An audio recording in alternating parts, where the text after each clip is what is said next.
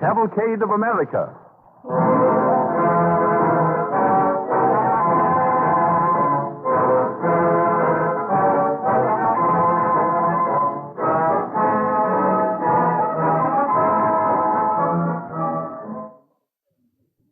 Conservation has a special appeal for everyone who loves the great outdoors. There are many things in our national life worth conserving.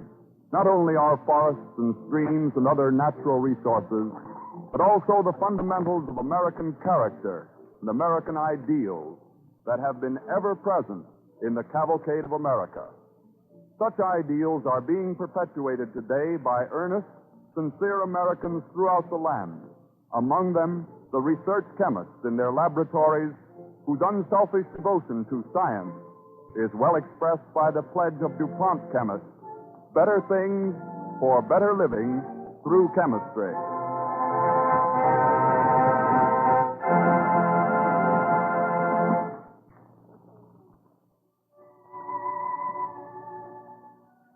The DuPont Cavalcade Orchestra rings up the curtain on this evening's program with a special arrangement of a well-known American composition, Oscar Rosbach's beautiful setting of Joyce Kilmer's poem, Trees.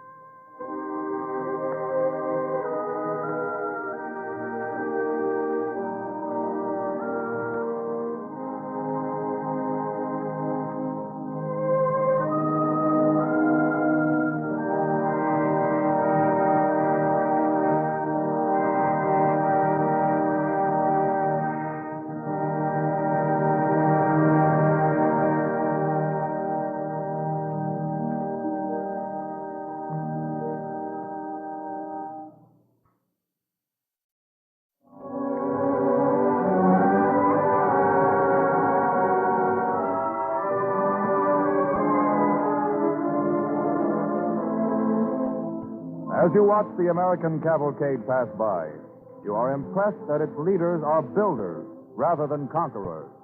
They have cultivated the wilderness and made it blossom with the fruits of civilization.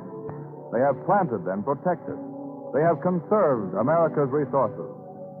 High among our unsung heroes stands John Chapman, known to his own generation by his nickname, Johnny Appleseed. Let us turn back the pages of history to the end of the 1790s.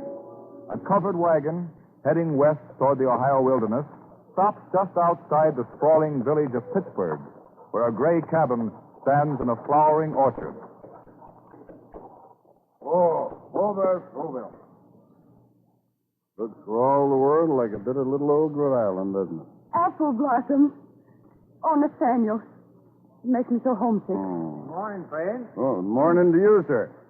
Is this the place they told us we'd find water? Yep. Soft right over yonder. Well, thank you. Wouldn't you like to get down, ma'am, and rest yourself a minute while your husband's watering beans? Why, yes, I would. Wait, I'll help you, ma'am. Oh, thank you. Oh, it's so beautiful, this orchard. So unexpected. I didn't know there was anything like this around here. Gabriel. Well, there wasn't when I come here. That was the first thing that struck me, too. No fruit trees anywhere. I'd been raised in New England, you see. Tell me, will there be apple trees in Ohio, do you think? Someday. But not now. Well, Ohio is pretty much of a wilderness, you know, ma'am. Yes. Nice place you have here, friend. Well, I hate to leave it. It seems so peaceful and secure. We'll have a place just like this someday, my dear, in Ohio. But it'll be so long. Oh, don't take long to clear land and build a cabin. No, but for trees to grow. We'll be felling trees, not planting them. say, I wish you would plant some. Plant some? I'd be glad to give you a bag of apple seeds from my own fruit here. Apple seeds? Yes, ma'am. Would you like to take some with you? Oh, we certainly We'll have no would. time for growing fruit trees, Susan, in the wilderness. I'll find time. Apple trees in the wilderness. Oh, then it will be home.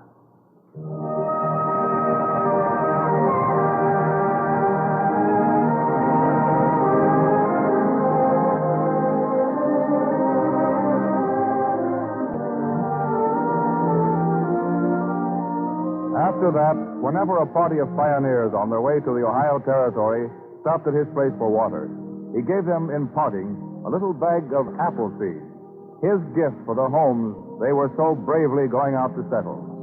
Johnny the Appleseed Man, they grew to call him. One night in the autumn of 1800, a trader from Ohio stopped at Johnny. Come in. Are you the Appleseed Man? Yes, sir, that's what they call me.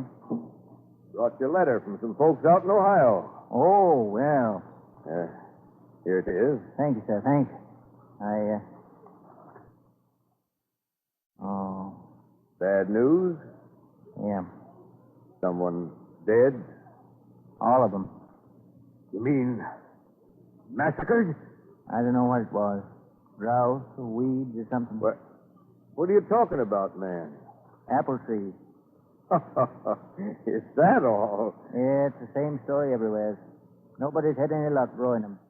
You see that pile of letters yonder on the shelf? Yes.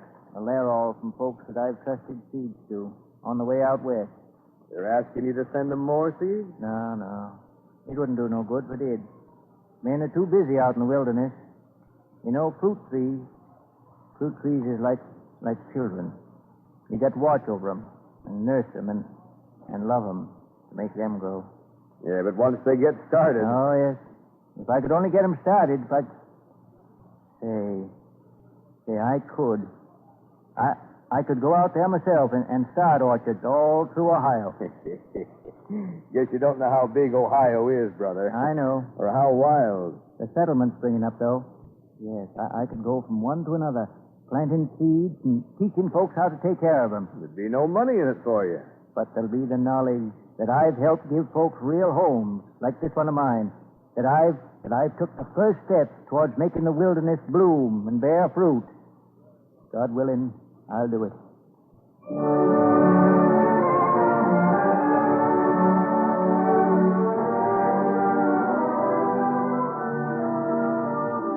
In the little settlement of Marietta, Ohio, there lived at the beginning of the 19th century one Dr. True.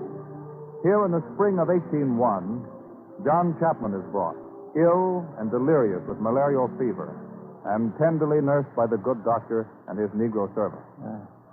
My seeds.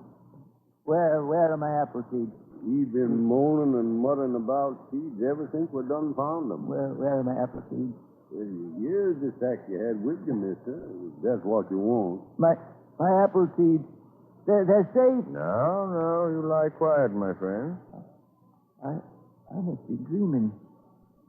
Seems like I smell apple blossom. You do? It's my tree outside. It's in full bloom. An apple tree here? The only one in Ohio. But how... I brought it with me when I came out here 7 years ago. You should see it now. It reached full bearing? Just. I expect this year to have a fine crop of apples. No, that tree of yours ain't going to give you no crop of apples this season. No, for many a season, Doctor. What? It's got more important work to do. You're going to strip it of its choicest buds every year. But why should I? I'll show you how to do the budding and grafting if you don't know. Oh. Who are you, anyway? My name's John Chapman. I come from Pittsburgh. Johnny Appleseed. The Appleseed man. Praise be. Oh, you've heard then. Well, such news travels fast. All over Ohio, folks are waiting for you, Johnny. For you and your seed. Well, I won't disappoint them. Thank the Lord you pulled him through, Doctor. It's a wonder we did. Man, you should be more careful. Wading through swamps, sleeping on the ground. Why, he ain't even got a hoe. Well, I'll see that he has one when he leaves here. No. You're mighty kind, Doctor. But I don't want it. All I ask of you is to let me have some shoots from that tree of yours to start my first orchard. And in a 2 years, God willing, every home for miles around here will be enjoying the fruit and the glory of an apple tree.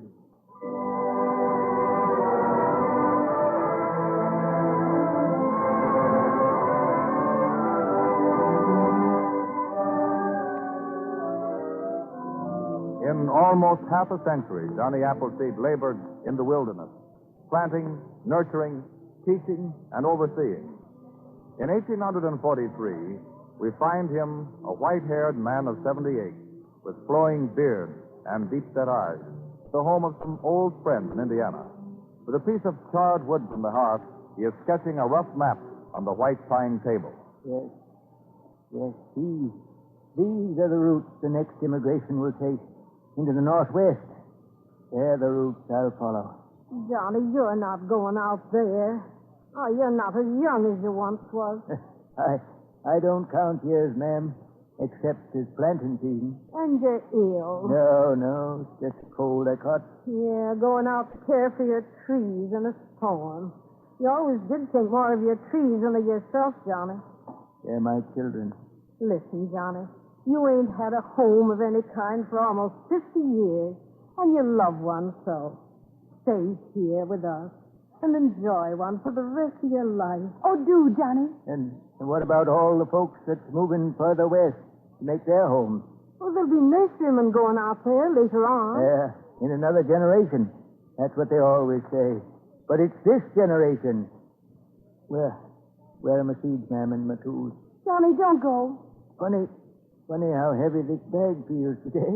Oh, Johnny, you are sick. No, just a kind of weakness. I'll be all right as soon as I get on the road again. Mother, he mustn't go. He's old and feeble. You can't suffer spirit like his, Mother. Well, I'll be coming back some spring. Goodbye, old friend. Goodbye, Johnny. Goodbye, ma'am. Goodbye. Towards the setting sun and the new wilderness. We'll never see him again, Mother. We'll see him every spring, my dear, when the trees begin to blossom. He'll be with us every winter as we gather round our firesides.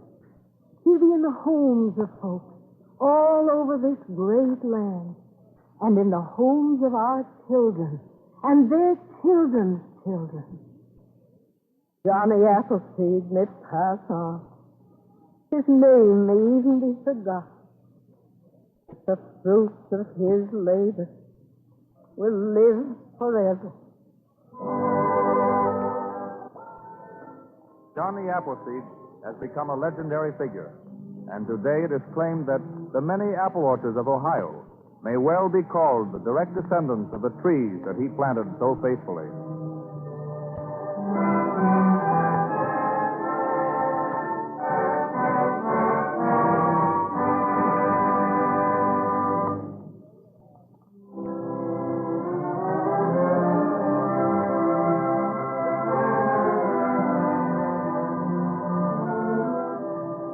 The Cavalcade of America, presented by DuPont, moves on.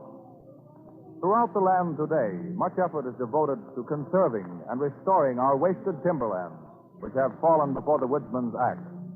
Thousands of men guard the nation's timber heritage. Night and day, winter and summer, they patrol the forest preserves, guarding against fires. Fires often caused by such careless disregard as that of two motorists speeding through one of our great national parks.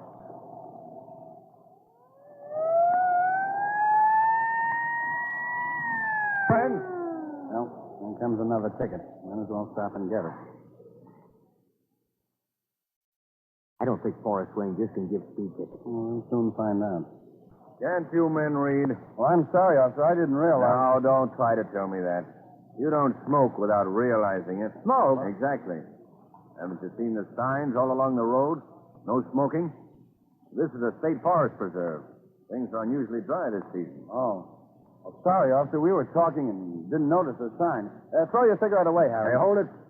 You throw those butts out of the car, and I'll give you both a summons. There's an ashtray in your car. Use it. Sorry, I didn't think. Yes, you and plenty of others. Well, all right. Go ahead this time. But don't let me catch you again. You want to burn up 100 square miles of timber? Well, thanks, officer. We'll be careful. All right. Phew. Thought we had a ticket that time, sure. So did I. Light me another cigarette. Think we better? Sure. He's turning around, going the other way. That's right. He only said not to let him catch us. Yeah. The world's full of silly regulations. Hey, what did you do with that match? Why, I threw it out the car. Okay. I dropped a match and burned the upholstery once.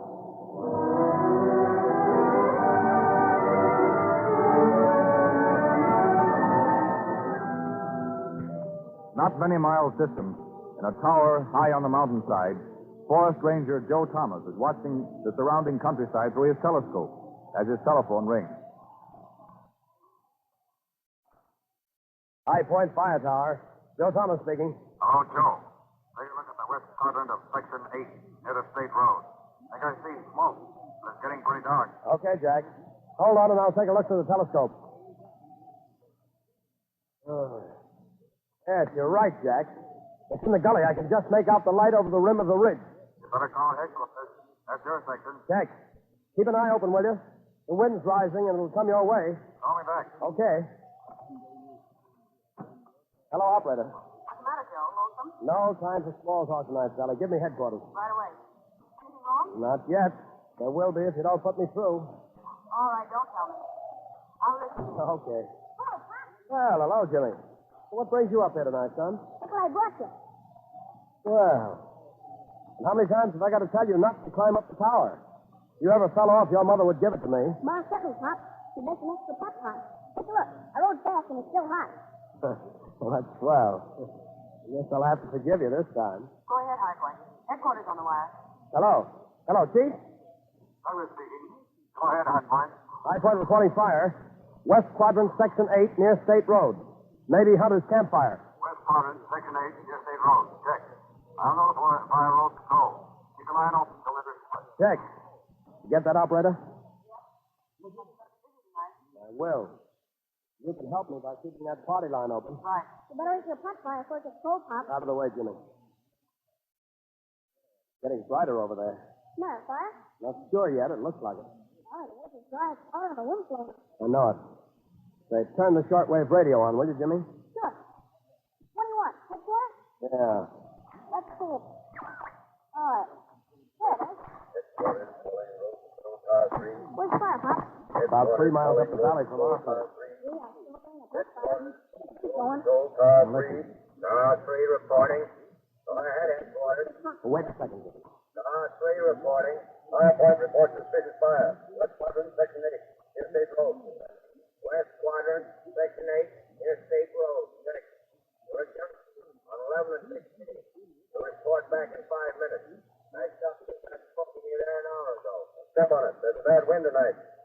Calling cars 1, 2, and 4. Stand by.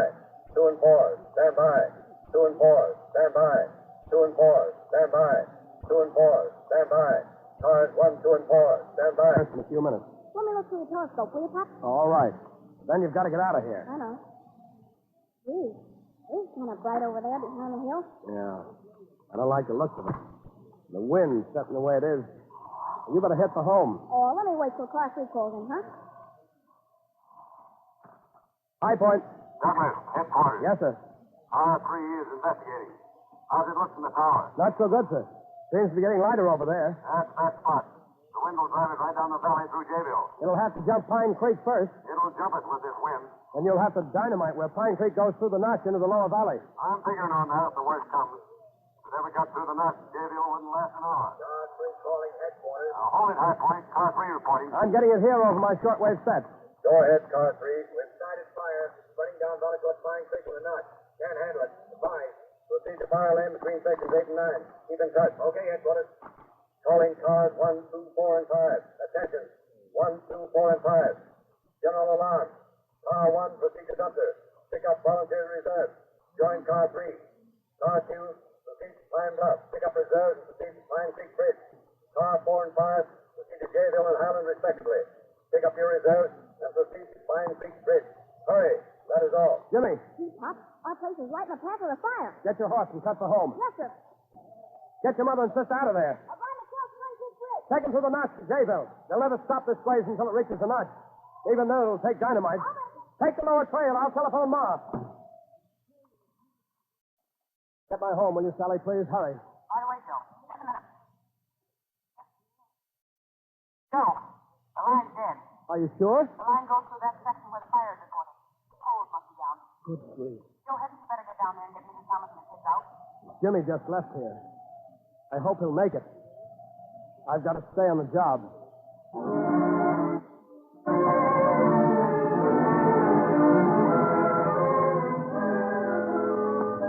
Hour after hour, Joe Thomas sits in the fire tower, his eyes glued to a telescope, watching the raging inferno in the valley below. He sees his home wiped out beneath a wall of flame, riding the wings of the wind. Helpless to aid his family, he must stick to his post. Yes, Joe. Any word about Mrs. Thomas and the kids? No, Joe, I'm sorry. I'll call you as soon as I hear anything. Thanks. Jimmy should have had time to make it. Hold the wire a sec, Joe. Douglas wants to talk to you. Go ahead, Mr. Douglas. High Point. Yes, sir. We've set up headquarters in the notch. How's it look? Will you jump Pine Creek? It has jumped the creek below the bridge. Better get the men back. Yeah, I'm afraid of that. We're getting ready to dynamite the notch. Chief, Yeah? Chief, have you seen my wife and kids? Sorry, Thomas, I haven't. But we just got here. They may have gone through the notch toward Jayville. I'll call you if I see them. Thanks, Chief. Chief! Chief, the Pine Creek Bridge is burning. Well, we've got all our men out of that section. I'll stay on the wire. I've ordered all trucks and patrol cars out through the notch before we blast. I know. I'm getting everything you say over my short wave. Attention all patrol cars. Attention all patrol cars. Get your men through the notch. Get through the notch. Hurry. Any news yet, Sally? Not yet, Joe. Everybody here in Jayville packing their belongings. Well, they'll stop the fire on the notch. They better, or the whole lower valley will go. Well, we'll soon know. I can see the headlights of the patrol cars and trucks going through the notch road. Are they going to dynamite that strip of timber in the notch? Yeah. Yeah, listen, and you'll hear it pretty soon. Fire's almost up to the notch now. High Point. Yes, sir. Thomas, one truck is missing. Can you see its lights on the road from your tower? Well, wait a minute, I'll look. No? No. Well, if you're going to blast, you better be quick about it. Yeah, coming in fast on the left side of the canyon. Sorry, Thomas, no word of your wife and kids yet. Keep an eye open for the lights of that truck. Yes, sir. Sally. Yes, Joe. Sally, isn't there any word of my wife and kids? They've got to be in Jayville by now. Steady, Joe. I know Jimmy. He got him out all right. You'll hear soon. Oh, if I can only do something. It ought to be. What's that, Joe? Dynamite. They're clearing the notch. Oh, let's hope it works. Get off that flying operator. Thomas, Yes, Chief. good news for you, fella. Your wife and kids just passed through the notch on that missing truck. The truck was without light. That's why you couldn't see it. Oh, thank heaven. That last one was just for good measure. The fire will never get through the notch now. Oh, say, Joe, don't think I don't know what it meant to you to have to stick up there on that Thanks, Chief. Good work, fella. Go on.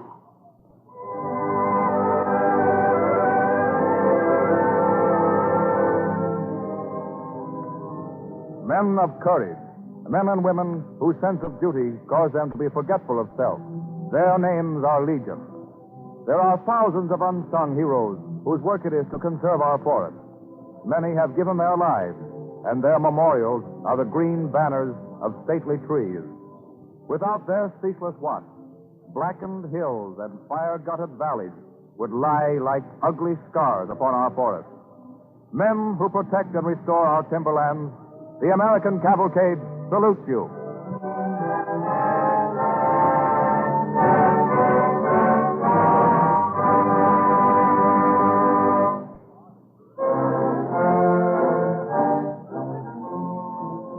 The firefighters in our state and national forests often have good cause to thank chemistry for aid in this important conservation work. Chemistry provides the explosives that are such efficient allies for the men who battle flaming timber and smoldering swamps. The other day, an expert in such work told me of a fire discovered in a peat swamp in Michigan some time ago. It burned for 3 months before it was finally extinguished. A fire in a peat bog is no joke, for it endangers all the surrounding forest. In this swamp, the water level had fallen 3 feet below the surface, and the fire was burning in the underground peat. The firefighters couldn't find the fire. All the water they pumped in seemed to be useless. In a short time, the blaze would break out in another spot. Finally, some experts on explosives were called in. They surrounded the burning area with a circle of ditching dynamite, loaded below the 3-foot depth. The blast made a ditch 6 feet deep, so 3 feet of it filled with water. The fire was hemmed in on all sides and before long burned itself out. Another use of explosives in forest conservation is in the construction of fire lanes through the heart of the forest. These are wide avenues designed to prevent or at least check the spread of a fire from one section to another. These lanes also permit firefighters to get through the thick woods and brush close to the scene of a fire, thus serving the purpose of a road. Their width depends on the size of the timber. Some are as broad as boulevards. In making these lanes, first the trees are cut down and removed, then the stumps are blasted out with dynamite, and all the forest cover on the ground is turned under by blasting and plowing, so there's nothing in the lane that will burn. Explosives also are used to break up hard soil for tree planting, to drain swamps, and to check soil erosion. All such projects help conserve our natural resources. DuPont furnishes such explosives for conservation purposes. And this story serves as another good example of the phrase that guides the work of DuPont research chemists. Better things for better living through chemistry.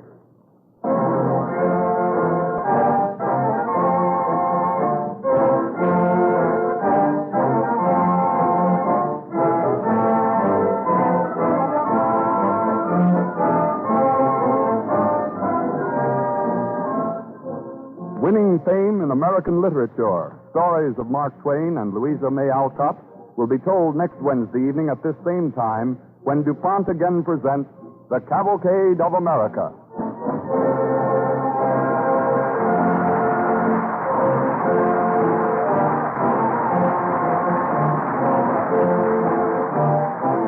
This is the Columbia Broadcasting System.